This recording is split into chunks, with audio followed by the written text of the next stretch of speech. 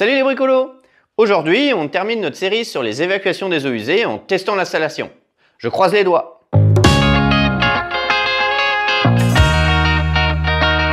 Tout au long de cette série, je vous ai montré comment j'ai réalisé les évacuations d'eau pour la salle de douche de l'étage. J'ai commencé par installer une culotte avec 3 entrées femelles et une sortie mâle à l'aplomb de la sortie qui avait été installée en attente lors des travaux d'assainissement. J'ai relié la culotte à l'évacuation principale un étage plus bas. Installé une arrivée d'air primaire qui remonte jusque dans les combles afin d'éviter les appels d'air qui videraient les siphons. J'ai ensuite créé les évacuations pour les WC en pensant bien à installer des pièces de bois sous les fixations des futures toilettes. Enfin, j'ai créé les évacuations pour le lavabo et la douche. Maintenant, il est temps de tester si tout ça fonctionne. Je vais faire couler de l'eau dans les différents éléments. Donc là, il va y avoir un lavabo. Du coup, j'ai mis ce petit entonnoir pour faire couler de l'eau à cet endroit-là. On vérifiera si c'est bien sec au niveau des collages. Ici, il y aura une douche. Donc pareil, on va faire couler de l'eau en continu dans cette évacuation.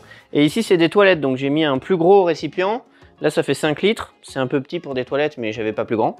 Et lui, pour vraiment faire l'effet toilette, j'ai installé un bouchon en dessous.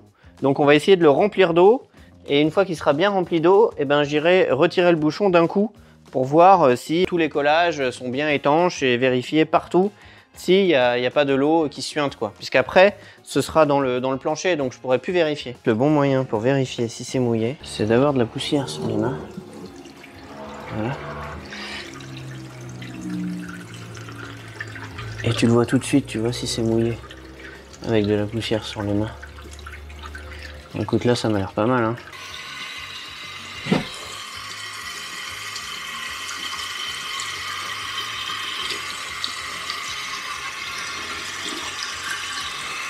Là, on voit que mes doigts sont bien secs, il y a un peu de poussière. Je fais comme ça. Et on voit que c'est parfaitement sec, il y a toujours la poussière. Je fais pareil de l'autre côté. C'est bon. On va vérifier ici. Ça fait quand même un moment que ça coule. Donc si le collage n'était pas bien fait, on verrait de l'eau. Donc franchement, je pense qu'on est pas mal. Il y a juste la partie toilette qu'il faut qu'on revérifie. Là, c'est bon. Après, il y a là. On va laisser couler un petit moment et on va refaire un coup de chasse d'eau. Et en fait, la chasse d'eau, on va la remplir un peu moins. C'est toi qui enlèveras le truc. Et pendant que tu l'enlèves, moi, je toucherai avec une main sèche. Parfaitement sec.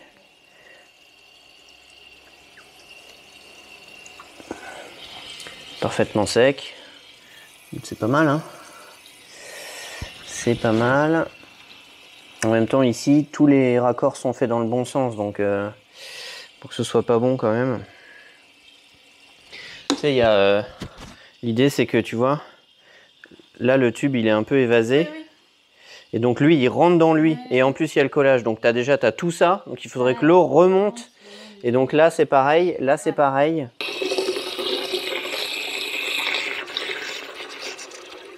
Comme ça, ce sera bien. Tac, je le coupe. Hop. Alors attends, parce que je suis pas prêt. Je me suis mouillé les mains. Il faut que je m'essuie bien les mains.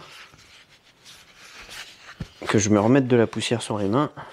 Donc ça, c'est pas trop dur à trouver ici. C'est ça qui est pratique.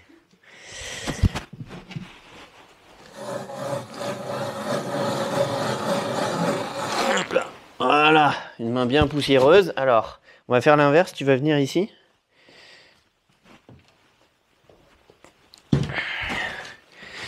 Et moi, je vais me mettre là. Là et là. C'est quand tu veux.